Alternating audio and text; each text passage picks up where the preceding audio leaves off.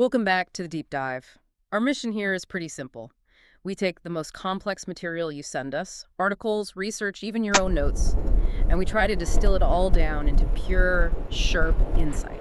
And today, we are not diving into economics or space science. No, we're doing something a little different. We're taking a truly immersive deep dive into a single painting. And not just any painting.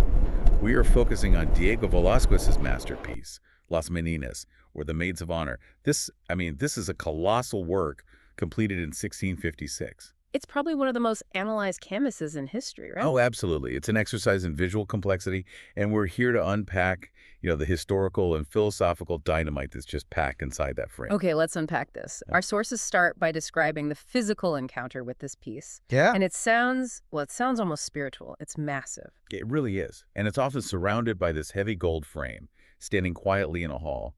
It feels deceptively still, sort of, almost asleep. But that stillness is the key. That's the key to its power, yes. Yeah. The sources really zero in on the atmosphere. When you approach it, even though the room in the painting has these high ceilings, the actual space of the canvas, it feels compressed, narrow. And the colors aren't loud, the faces aren't screaming at you. Not at all. It's a very carefully composed moment of quiet court life.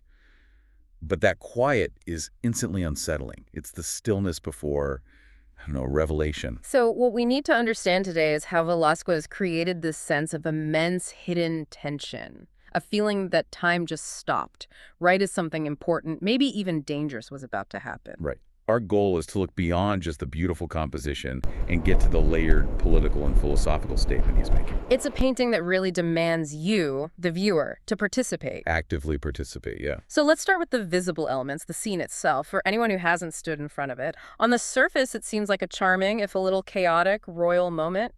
Precisely.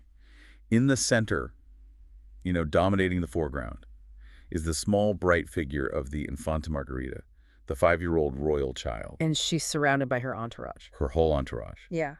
Her favorite maidservants, the Meninas themselves, a dwarf, and a dog.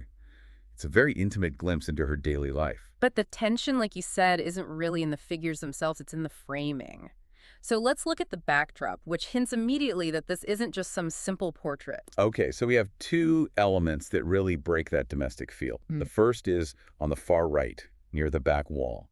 You've got an open door. Leading into a dark corridor. A dark, deep passage. And in that doorway, he's sort of paused, either coming or going. There's a court official, Jose Nieto Silvano. And that open door creates this unsettling depth. It suggests a whole world outside the controlled space of the canvas. And critically, a point of constant entry and exit, which, well, that implies surveillance. And the second thing, which is just as disruptive, is the artist himself, Velázquez. The sheer scale of him. He's on the far left, standing next to this huge canvas that we can't see. He is massive in the foreground, ready to paint. That self-inclusion is already so radical for the time. Oh, it's unheard of. Traditionally, an artist was a craftsman, someone who, recorded events from the outside. But he puts himself right in the middle of the action? Front and center. Brush and palette in hand, this silent, imposing figure who is very much a participant in this royal moment. It forces you to question his role. Which brings us to the pivotal piece of the puzzle. If you stop looking at the people and you start looking at the architecture, the painting, the whole thing just breaks wide open. You mean the mirror? We have to talk about that small, polished mirror on the back wall. It's almost hidden. That mirror is the absolute intellectual core of the mystery. It's where the real deep dive begins. For centuries, the question this painting poses is, it's not what do we see? It's the much more disorienting question. Who is watching whom? Wow. It's a complete reversal of the power dynamic you expect from a portrait. And you feel that reversal instantly. When you stand in front of Las Meninas, you notice a lot of the eyes, the Infantas, one of the maids, Velázquez's own intense gaze. They're all looking directly out. Right at the viewer. Yeah, right at us. It makes you feel self-conscious, like you've just walked in on something private. That sense of intrusion is completely intentional. The sources emphasize that the gaze is fixed, and our presence in that exact spot was mathematically intended.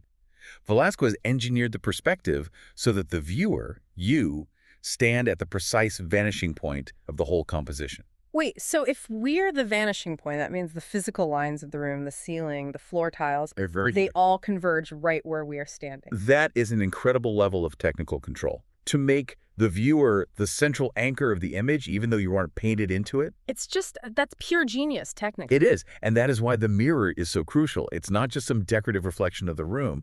What it reflects are two people who are physically not standing inside the painted space. The king and the queen. King Philip IV and Queen Mariana.